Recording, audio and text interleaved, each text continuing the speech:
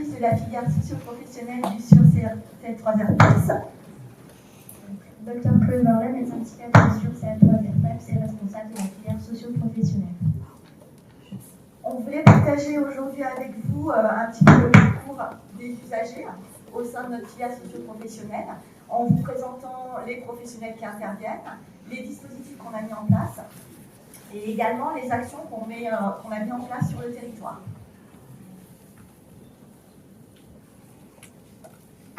Pas bien.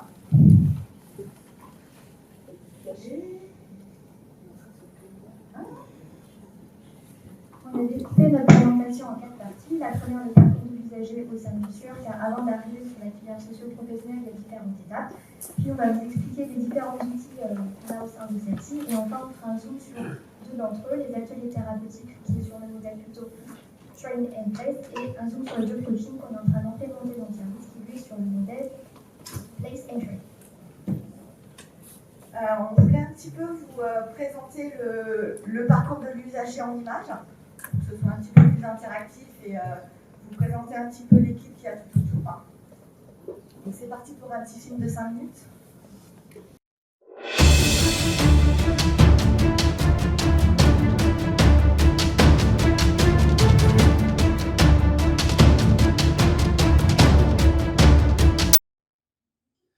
Bonjour, je suis Mathieu Vercammer, je suis infirmier au sein du SUR CL3R.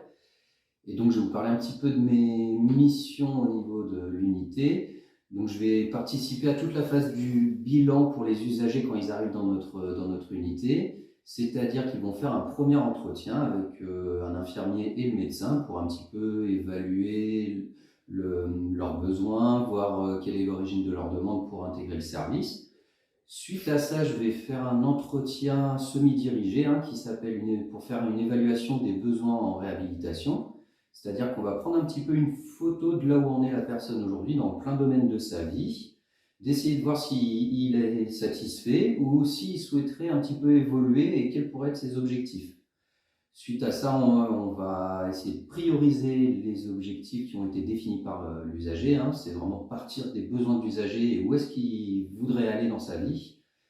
Et une fois qu'on a priorisé, on va se retrouver tous en synthèse avec le médecin, la neuropsychologue, pour faire le point sur tous ces bilans et voir qu'est-ce qu'on doit mettre en place comme soins pour accompagner la personne dans ses objectifs de vie. Irina Muravka, neuropsychologue au SUR. J'interviens en amont de l'orientation socio-professionnelle via les bilans initiaux, donc notamment de mon côté le bilan neuropsychologique qui permet de mettre en évidence les ressources et les difficultés d'un point de vue cognitif des usagers. Ensuite, je fournis un compte-rendu de ce bilan lors de la synthèse. Et durant cette synthèse, nous proposons du coup les orientations côté socio-professionnel et remédiation cognitive. En tant qu'ergothérapeute, je reçois les usagers, il y a une demande de réinsertion socio-professionnelle et je coordonne avec mes collègues une évaluation pluridisciplinaire permettant de faire le point sur les capacités de l'usager, mais également les points à consolider, afin de déterminer avec eux et le médecin référent si on est bien sur un parcours d'insertion sociale ou professionnelle. Sur la filière professionnelle, les dispositifs que l'on peut proposer par la suite peuvent être un accompagnement de job coaching ou chargé d'insertion, ou bien une participation au groupe CETOP qui est un bilan de compétences, ou bien une mise en situation sur les ateliers thérapeutiques avec les collègues éducateurs techniques spécialisés. Je suis éducateur technique spécialisé en atelier industriel. Les ateliers thérapeutiques sont une étape dans le parcours de rétablissement des personnes que nous accompagnons. Nous leur proposons un environnement de travail dans lequel elles peuvent s'essayer sur différents supports d'activité, tels que le conditionnement d'équipements de protection individuelle, le câblage électrique pour des systèmes de climatisation ou l'assemblage et le montage de lampes nomades pour enfants. Il existe également un atelier de rénovation de meubles et de fabrication de mobilier en bois. À cette offre s'ajoute un atelier horticulture et un atelier espace vert. Les objectifs des ateliers thérapeutiques sont les suivants. Remobiliser la personne en l'inscrivant dans un contexte quotidien de travail. Lui redonner confiance en elle et en ses capacités. et développer la notion de travail en équipe. Pour rebondir sur cette notion de travail en équipe, nous collaborons avec nos collègues en charge de la réinsertion socio-professionnelle, dont les chargés d'insertion, les job coachs et l'assistant social. Le job coaching, en quelques mots, c'est développer le pouvoir d'agir des personnes qui intègrent le service pour travailler sur un projet professionnel, tout en s'appuyant vraiment sur leurs préférences d'emploi et en les plaçant au centre de leur parcours. Comment? En réalisant des rendez-vous hebdomadaires ou bimensuels, principalement en extérieur, et avec une prise de contact avec des professionnels lors du premier mois d'accompagnement. Pourquoi? Car 40% du temps de travail de ce poste est alloué au développement d'un réseau professionnel et partenarial. Bonjour, je suis Michel Dos Santos, je suis assistant social au SUR. Mes missions, j'ai l'habitude de dire, sont celles d'un assistant social classique, même si je suis sollicité particulièrement sur des questions liées au travail, au logement et à la reconnaissance du handicap. J'accompagne également des personnes qui ont pour projet de travailler en ESAT. Tout cela, je le fais en travaillant en équipe et plus particulièrement avec mes collègues chargés d'insertion et job coach.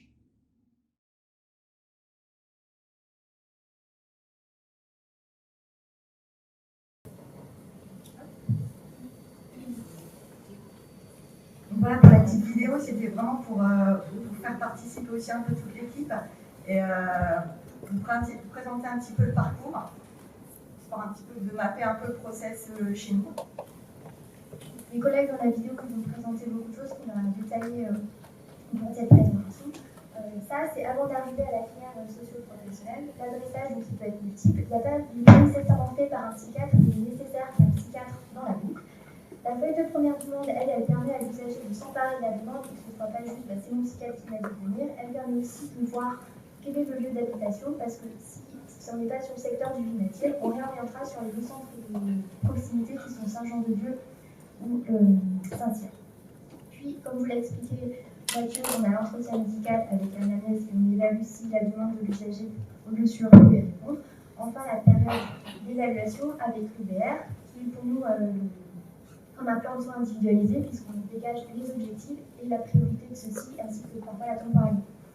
Le BNP avec un bilan neurocognitif et de cognition sociale, et puis la synthèse avec tous les intervenants des bilans, le psychiatre référencié, l'usager souhaite l'inviter, et puis d'autres personnes qui souhaitent l'inviter. Et c'est à partir de ce moment-là qu'on oriente au sein des différents dispositifs du service, soit la ligne soins complexes et ou la filière socio-professionnelle.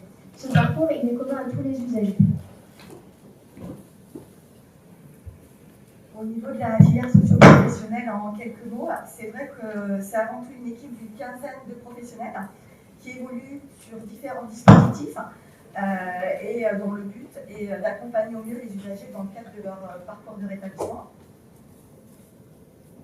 La porte d'entrée, si on peut dire, de cette filière socio-professionnelle, c'est le stage d'orientation que vous avez présenté à Label. Le stage, il dure 2 semaines. C'est pour les usagers qui n'ont pas travaillé depuis longtemps, qui parfois ça ne plaît pas, parce que ce travail n'arrive pas forcément à se représenter, mais qui ont cette volonté d'aller vers le travail. Ça dure 15 jours. On rencontre tous les professionnels de la filière socio-professionnelle qu'on a pu citer précédemment. Et puis ça permet aussi aux personnes de se mobiliser, de voir si elles peuvent supporter le groupe, si elles arrivent à venir, à tenir un peu les horaires, et aussi ce à quoi elles renoncent en venant sur le SAS, qui sera aussi ce à quoi elles renoncent quand elles iront vers nous. Suite à ce SAS qui concerne 90% des usagers, il y a 3 grandes lignes de soins. Soit on se rend compte que le travail, il y a des étapes avant, notamment au niveau du soin, qui sont consolidées, et donc on réoriente soit au sein du service, soit au sein de d'autres unités.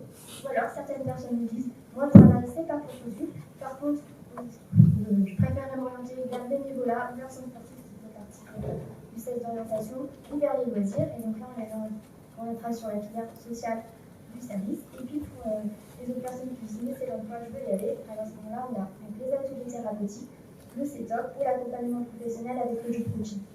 Donc vous avez détaillé les différents professionnels impliqués. Ce que vient de dire Chloé, effectivement, à 80%, on est vraiment sur une orientation vers le SaaS. Mais ce slide a vraiment pour but de dire on est hyper flexible. C'est-à-dire que les usagers peuvent aller directement vers notre groupe CETOP, qui est Construction de trajectoire et orientation professionnelle, qui est une sorte de bilan de compétences, ou directement vers du job coaching. Les personnes peuvent être prêtes à aller vers l'emploi. Voilà, c'est vraiment une interconnexion entre tous ces dispositifs, c'est vraiment ça qu'il faut retenir.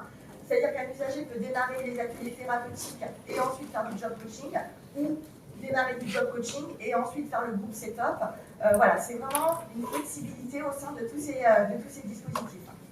C'est vrai qu'on va parler plus particulièrement des ateliers thérapeutiques et du job coaching. On n'a pas trop de temps, donc il a fallu faire des choix. Les ateliers thérapeutiques, vous en avez eu un aperçu avec la vidéo. On est vraiment sur une étape dans le cadre de la construction du projet socio-professionnel. Une étape aussi qui permet un peu de poser les bases afin que l'usager puisse construire son projet vraiment sur un socle solide. Nous, ce qu'on veut, c'est que ce parcours au sein des ateliers soit dynamique. Dynamique en fixant avec lui des objectifs avec une temporalité. Une dynamique aussi qu'on fait à travers les différents supports d'activité, enfin supports de production qu'on vous a mis un peu en image. Par exemple, la production de lampes, du câblage, l'atelier bois aussi. Et également les ateliers autour de la nature, horticulture et espace vert.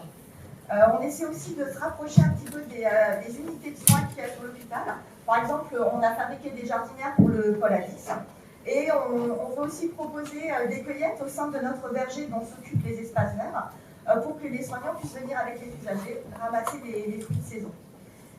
Là, c'est les ateliers, mais en fait, on a une autre dynamique aussi qu'on met en place avec les usagers, c'est aussi d'aller dehors des ateliers à travers différents événements. On a des clients pour lesquels nous réalisons des productions et on essaie d'organiser des visites chez eux. Donc, par exemple, on vous a mis en photo une photo d'Axel, un de nos clients pour l'atelier câblage.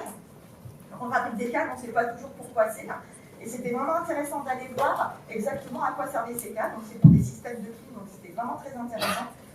On essaie aussi de participer avec les usagers à des événements emploi, donc on les accompagne. On a eu la chance de participer à une matinée découverte des métiers de l'Opéra de Lyon, où pendant toute une matinée, on a découvert ce que c'était que le métier de costumier.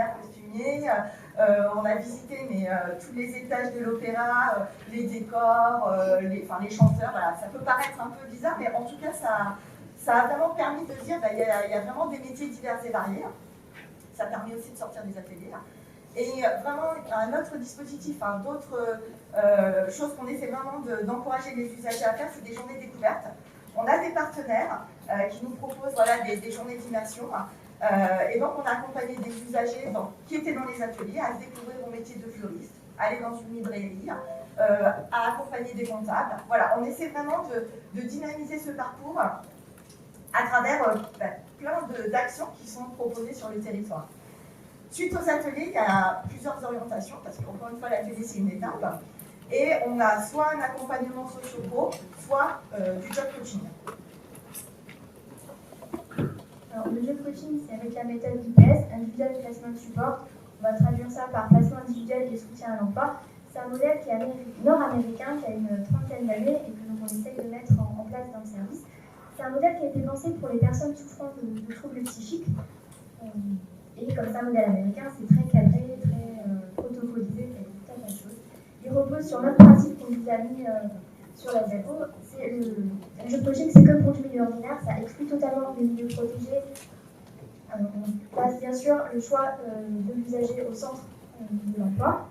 Tout usager peut bénéficier du job coaching d'exclusion zéro, l'autodétermination, la coordination entre le parcours de soins et le parcours de la reprise d'emploi, l'information sur les droits en tant que travailleur, les droits sociaux notamment, l'efficacité car la recherche d'emploi, elle se fait dans le mois de l'entrée dans le dispositif, la disponibilité, c'est-à-dire que c'est l'usager qui met fin à la prise en charge, il n'y a pas de temporalité définie, et enfin le réseau, car comme vous l'a dit Sarah, 40% du travail d'un job coach, c'est la prospection de partenaires. La notion de job coaching qu'il faut vraiment garder en tête, c'est vraiment cette notion d'équipe. C'est-à-dire l'usager, le job coach et l'employeur. C'est vraiment une équipe. Donc l'usager est au centre de cet accompagnement. Voilà, le job coaching, c'est rythme soutenu, avec un contact hebdomadaire avec le ou la job coach, et des rendez-vous à l'extérieur de préférence, mais encore une fois à la convenance de l'usager. Un des points clés aussi, c'est une première prise de contact avec un employeur dans le mois. Le job coaching, c'est aussi, il y a beaucoup de centres et de structures qui le mettent en place et qui l'ont mis en place. Les échanges de pratiques sont importants aussi. Donc on a pas mal échangé avec les centres de réac de Clermont-Ferrand et de Montpellier qui nous ont pas mal aidé aussi avec des conseils. Donc c'est très important aussi le job coaching d'échanger avec des pairs. Voilà, pour pouvoir évoluer tous dans le même sens. Dernier point clé du job coaching, c'est évidemment, comme l'ont dit Sarah et Chloé, c'est vraiment le développement réseau professionnel et partenarial, qui passe par des rencontres avec les comités réseau. Donc on fait beaucoup de rencontres avec les acteurs de l'emploi et de l'insertion, des temps de prospection pour démarcher de nouveaux partenaires, de nouveaux employeurs, et également maintenir la relation avec ces partenaires, car une fois qu'on les a engagés, c'est construire la relation et la maintenir pour avoir le plus d'opportunités possibles à proposer à nos usagers. Rapidement, le petit diagnostic de Madame de schizophrénie qui est sur les ateliers thérapeutiques, et puis la demande d'emploi a mis un petit peu de temps à émerger, mais une fois qu'elle nous a fait cette demande, on a commencé par une journée découverte, on lui a proposé un stage par la suite, elle a fait une deuxième journée découverte, et là on a enclenché le job coaching. Tout ça, c'est un peu teasing, on n'a pas encore la suite des choses, peut-être qu'on verra dans un an, mais tout ça pour vous dire la flexibilité entre les modèles, et puis nous on peut être sur les ateliers de lycée de job coaching. On vous remercie de votre attention et on remercie tous les collègues de la vidéo et du service.